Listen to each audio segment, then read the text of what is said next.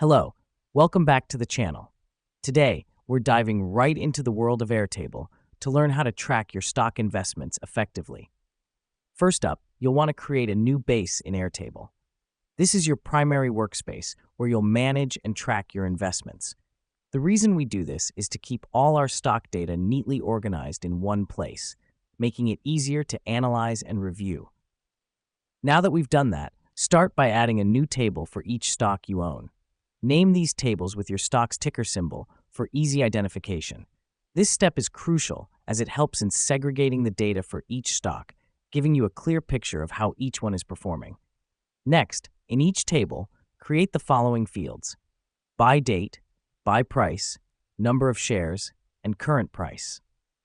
These fields will help you track the vital information about your investments. The buy date and buy price fields are especially important as they give you a record of when and at what price you purchased the stocks. Now comes the fun part. You'll need to update the current price field regularly.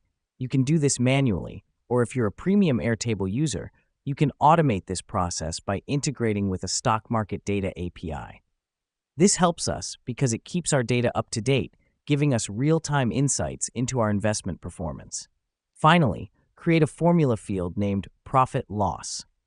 This field will calculate the difference between your buy price and the current price, multiplied by the number of shares. This field is crucial as it gives you an instant snapshot of your profit or loss on each stock. And there you have it, a simple, efficient way to track your stock investments using Airtable.